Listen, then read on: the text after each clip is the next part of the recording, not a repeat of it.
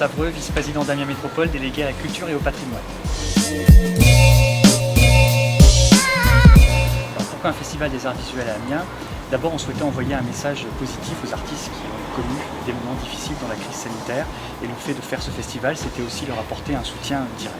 Ensuite, ce qu'on souhaite, c'est vraiment affirmer la filière des arts visuels comme une filière d'excellence de notre territoire. Pendant très longtemps, pendant 40 ans, on a beaucoup accompagné le spectacle vivant à Amiens. Et donc, on a souhaité, à travers ce festival, rééquilibrer les choses et montrer qu'Amiens est aussi un lieu de la création contemporaine.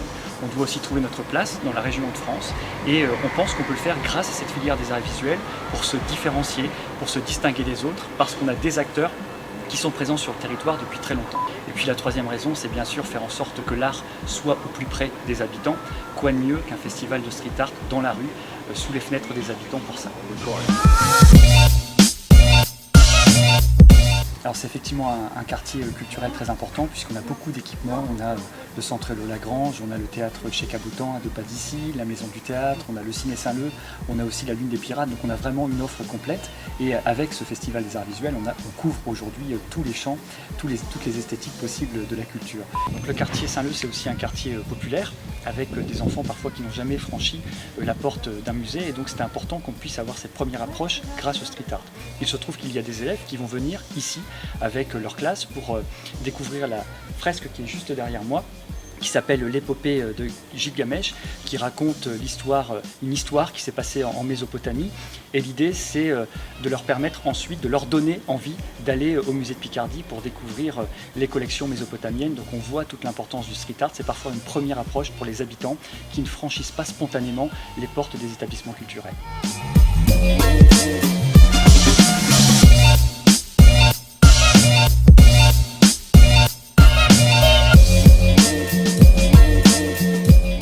Les artistes, nous avons lancé un appel à projet auprès des artistes locaux qui ont répondu à une thématique qui était celle de l'émerveillement. On s'est dit qu'après ces longs mois de confinement, on avait tous besoin de s'émerveiller et donc on a imposé ce thème qui en réalité offrait des perspectives tout à fait libres aux artistes qui ont pu laisser libre cours à leur imagination.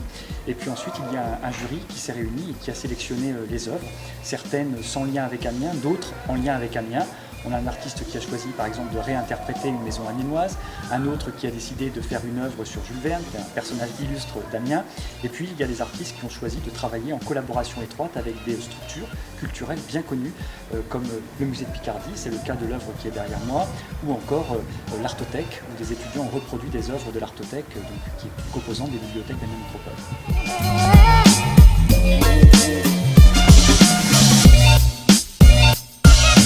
Le festival iconique, c'est un festival en 3 volets.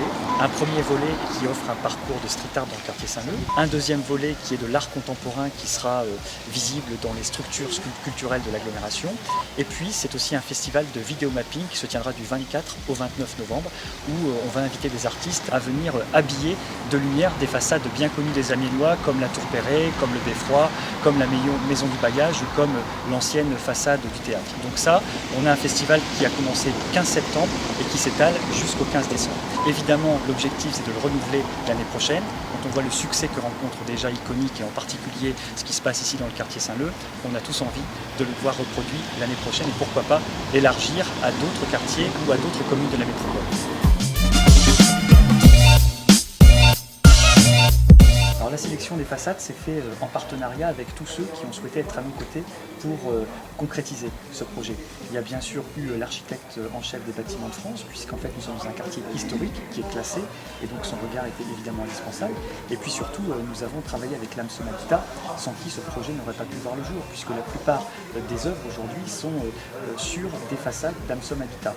Donc c'était très important qu'on puisse avoir ce partenariat de confiance dès le départ, et qu'on puisse ensemble définir les façades pour à la fois valoriser le patrimoine d'Amsom Habitat, mais aussi pour rendre la vie quotidienne des habitants beaucoup plus colorée, beaucoup plus joyeuse qu'elle ne l'était avant.